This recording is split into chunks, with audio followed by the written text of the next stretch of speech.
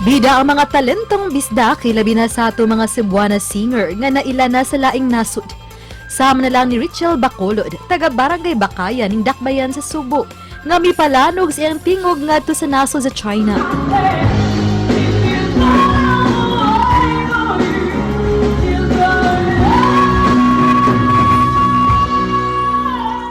Sud na sa 15 katuig niyang panarbaho dito, siya nakapasundayag na sa laing syudad sa China. Daghang mga Chinese ang nakadaig sa iyang abilidad sa pagkanta. Kinigibuhat na niya alang sa iyang tulo ka mga anak isip usa ka single mom. Tara, ato siyang hinabion karong butaga. Dinilang sa GMA Regional TV Live. Ug sa way paglangan mga kapuso, makauban nato siya Cebuanang performer gikan sa China, si Ma'am Richel Bacolod. Good morning, Ma'am Richel. Welcome sa GMA Regional TV Live. Pa-shout out, ma'am, sa imong mga paryente diri sa Kabisayan. Good morning, maayong buntag, mga Kabisayan, mga Cebuano, mga taga-Bakayan. Shout out sa mga akong mga cousins, relatives. Shout out diha. And shout out especially sa Fisty Milk Tea Station, Bakayan. Hello, maayong buntag, mga kaigsunan. Pinulungan nga insik, ma'am, being a greeting, ma'am. 大家好，晚上好，我是 Rachel，我是菲律宾歌手，我在沈阳 China。 Unsa may pasabot ato, Yes. Ma'am Richel? Good day everyone. And then ako si Richel, singer ko diri na ako diri sa China. Yes. Magkanindot First yung pamilya. kayo. Speaking of your relatives, ma'am, imong mga kaparintihan, unsa man sa inyong kaliwat, ma'am, kamo ba tanan doon nagyoy talento sa pagkanta? Some of us, but we all love music. Ang uban hilig og sayaw, ang uban hilig og kanta. Ikaw personally, asa man ka Yeah. naliwat sa imong pagkamaayo mo kanta? I think I got it from my papa. Because my papa, he loved to sing. My mama, she loved to dance.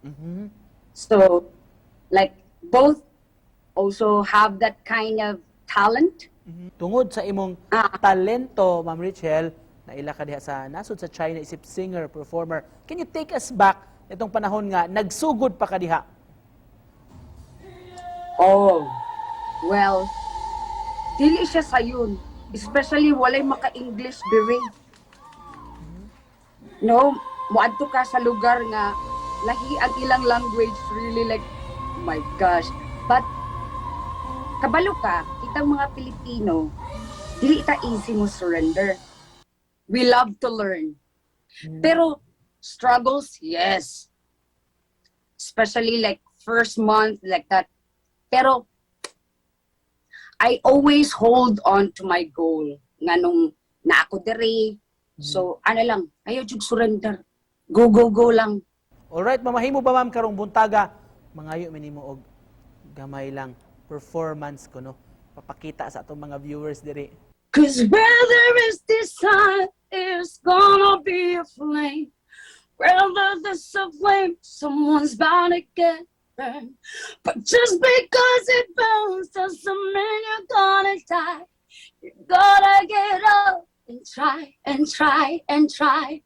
You gotta get up and try and try and try. Just to close this, ma'am, we're happy of your achievements diha sa China. Unsa imong gusto nga mapaambit nga mensahe sa atong mga kaigsuonan diri sa Pilipinas? Nagtan-aw nato ron nga siguro gusto nga musunod sa imong naagian, na-inspire sa imong istorya. So ibuot imong ipaambit nila nga message. Basta know what you really want. Like, yes.